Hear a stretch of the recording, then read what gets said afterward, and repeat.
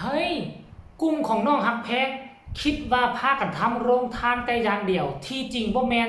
ยังถวายต้นเงินพร้อมกับทักทายสบายดี FC ทุกทาน FC ทุกคนเนาะมาพบมาพ่อกับค่อยเจเบาเล่าในคลิปนี้ขอทักทายสบายดีในช่วงตอนแรงมืดค่ำทานผู้ชมทุกคนกินข้าวกินน้ำกันแล้วหรือยังทานผู้ชมเนาะมันฮอดเวลาอันสมควรแล้วได้บางคนก็5-6 โมงแรงก็กินข้าวแล้วบางคนก็ซ้ำนี่แหละ7-8 โมงจึงได้กินข้าวแรงทานผู้ชมดังเจเบาเล่าเนาะเจเบาเล่าก็ยังบ่ทันกินเทื่อก็คิดว่าเฮ็ดคลิปนี้จบจากคลิปนี้แล้วเจเบาเล่าก็จะได้ไปกินข้าวไปอาบน้ำซะก่อนแล้วจึงกินข้าวคือเจเบาเล่านี่ถ้ากรณีบ่ทันได้อาบน้ำอาบในไปกินข้าวมันคือกินข้าวบ่ล้ำกินน้ำบ่แซ่บจังได๋แหละเนาะท่านผู้ชมเนาะแลงนี้พวกเจ้าได้กินข้าวกับหยังสำหรับเจเบาเล่าละบ่กินข้าวเหนียวแรงนี่หาก็ออกไปข้างนอกไปซื้อเขาเอิ้นว่าย่างหมูย่างมาแต่หมูย่างนี่หนังหน้าหมูย่างปากหมูย่างนมหมูย่างต้องขออภัยต้องใส่ว่านมเนาะแล้วก็เครื่องในหมูย่างทั้งภาษาลาวเขาเอิ้นว่าปิ้งหมูเนาะปิ้งแปลว่าย่างปิ้งหมูพันหมูคือพันหนังหน้าหมูคือเอาเนื้อย่างของหมูนี่นะเนื้อย่างเนาะหมูย่างเอามาบวกใส่กับข้าวปุ้นบวกใส่กับผักนาชนิดมาพันเป็นคำๆแล้วก็กินนะท่านผู้ชมเนาะทั้งเฮาเอิ้นว่าพันหมูหรือว่าพันหูหมูพันหนังหน้าหมูสำหรับทุกคนกินจังใดตอนแรกนี่เนาะก็ทักทายสบายดีกันมาโอ้ค่อยกินอันนี้เด้อค่อยกินข้าวเหนียวค่อยกินข้าวเจ้าค่อยออกไปกินข้าวทั้งนอกก็ทักทายสบายดีกันมาเนาะเอาโอเคมาเข้าหัวข้อหลักของพวกเราเนาะท่านผู้ชมเนาะทีแรกค่อยเข้าใจว่าตั้งแต่มื้อวานนี่กลุ่มของน้องฮักแพงเนาะบ่ว่าจะเป็นพ่อฮักแม่ฮักบรรดากลุ่มศิลปินอ้ายน้องอยู่ในวงน้ำกันพากันเต้าโฮมกันออกเงินน้ำกันว่าซั่นเด้เนาะพากันไปซื้อข้าวซื้อเครื่องซื้อของแล้วก็มาเฮ็ดโรงทานเนาะในงบประมาณก็เกือบ10,000ท่านผู้ชมโรงทานเนาะฮักแพงและเจบ่าวก็ได้เฮ็ดคลิปมื้อนี้ไปตอนสวยๆบายๆเนาะน้องฮักแพงลงมือแจกด้วยตนเองเลยแจกข้าวแจกของกับ FC กับอ้ายน้องอยู่ในวงเดียวกันนะท่านผู้ชมเนาะพากันแจกมีพ่อแม่อยู่ทั้งวัดบ้านแฮดเนาะทั้งผู้ชมอยู่ทั้งขอนแก่นเนาะครับจำบ่ผิดเนาะพากันลังไหลกันมาเฮ้ยนอกจากกันศิลปินแดนเซอร์คอนวอยอยู่ในวงสาวน้อยลำเพิ่นโชว์แล้วก็ยังมีบรรดาพ่อแม่อยู่ทั้งบ้านแฮดพากันลังไหลกันมาเป้าหมายของเขาก็บ่แม่นว่าสิมาเอาแต่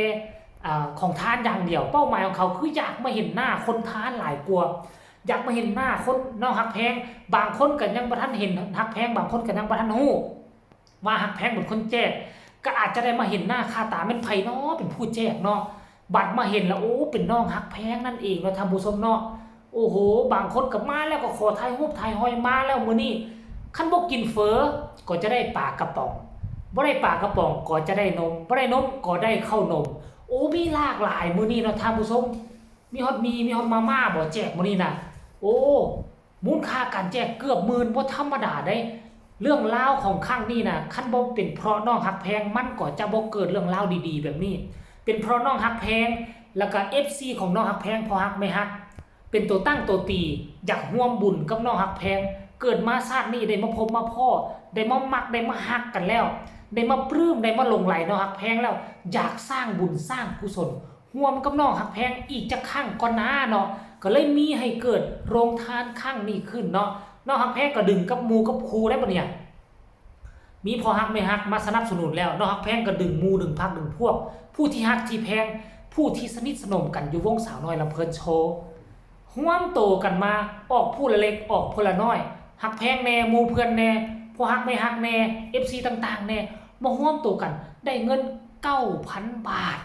ไปซื้อมาเฮ็ดโรงทานนอกจากเงิน 9,000 บาทซื้อมาเฮ็ดโรงทานซื้อของมาเฮ็ดโรงทานมาแจกให้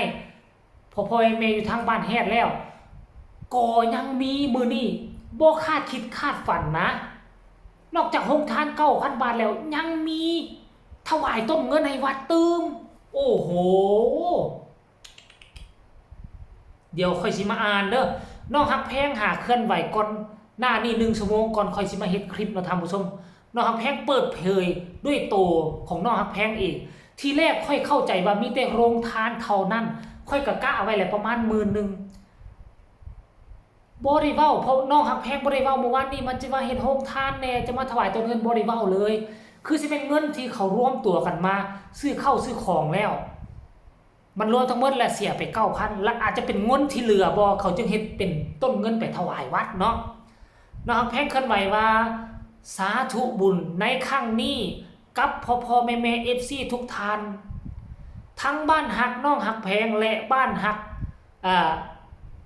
พี่นุกเกอร์พี่เก่งว่าซั่นได้อ้ายนุกเกอร์แล้วก็อ้ายเก่งที่ช่วยเป็นสะพานบุญจัดตั้งโรงทานและถวายต้นเงินในครั้งนี้แล้วก็สาธุว่าซั่นเด้ยอดทำโรงทาน 9,000 บาทยอดต้นเงิน 7,000 บาทเอาเป็นเลขดีเว้ยเฮ้ยบวกกันเป็นเท่าไหร่9 10 11 12 13 14 15 16 16ก็เป็น16,000 กว่าบาทท่านผู้ชมเอ้ยถวายให้แก่วัดอีหยังนี่วัดสวรรค์ขอนแก่นขอรวมอนุโมทนาสาธุบุญกับทุกทานว่าซั่นเด้ขอให้ร่ำรวยสุขภาพแข็งแรงพบเจอแต่สิ่งดีๆในชีวิตแฮชแท็กฮักแพงแฮชแท็กสาวน้อยเพชรบันแพงแฮชแท็กสาวน้อยลำเพลินโชว์โอ้โหท่านผู้ชมนี่เบิ่งฮู้ดิพร้อมนี่นะเอาแวบๆเด้อนี่เห็นบ่ฮู้น่ะเห็นบ่ท่านผู้ชมน้องฮักแพงจับต้นเงินอุ้มต้นเงินกับหมู่แล้วก็ถ่ายรูปลงท่านผู้ชมอันตัวเรื่องอันน่ะโรงทานเสร็จสิ้นไปแล้วอันเคลื่อนไหวครั้งนี้นี่มีแต่ถวายต้นเงินอันนี้มันเหนือความคาดหมายเลยไผก็บ่คาดคิดท่านผู้ชมคือค่อยเจบ่ลาวผู้กระทำคิดค่อยก็บ่คาดคิดค่อยก็คิดว่ามื้อนี้การเคลื่อนไหวของน้องฮักแพงน้องก็สิสร้างบุญกุศลด้วยกันเฮ็ดโรงทานแจกเครื่องแจกของเฮ็ดโรงทานให้บรรดาคนที่มาเที่ยวในวัดแต่ว่าน้องบ่เคยเว้าเห็นบ่เฮ็ดดีบ่จำเป็นต้องเว้าน้องฮักแพงเฮ็ดถึกแล้วบ่จำเป็นต้องเว้าบ่จำเป็นต้องโฆษณาโอ้ค่อยเฮ็ดบุญค่อยเฮ็ดถวายต้นเงินนะทุกคนมื้อนี้ค่อยเฮ็ดบุญบ่จำเป็นต้องเว้าเฮ็ดแล้วเราจึงมาโพสต์เคลื่อนไหวให้ภาพมันบรรยายให้ภาพมันสรรยายจักหน่อยนึงคันเฮาเว้าหลายเขาสิโอ้ยเฮ็ดน้อยๆก็อวดองค์ทะนงตัวสำหรับค่อยคิดว่ามันบ่น้อยได้เงินหมื่นกว่าบาทเป็นเงินกีบนี่นะ10ปลายกว่าล้านกีบ 10,000 ก็คือ6ล้าน5แสน6,000 อ่ะ 4,000 6,000 เนี่ย 6,000 บ่ 6,000 5,000 6,000 นี่ก็โห11 12 กว่าล้านกีบเพราะฉะนั้นแล้วโอ้ถือว่าสุดยอดหลายเนาะฮักแพงถ้าได้เฮ็ดให้มันถึงที่สุดเฮ็ดให้คนเขายอมเฮ็ดให้คนเขาว่าอย่าสุปากหลาย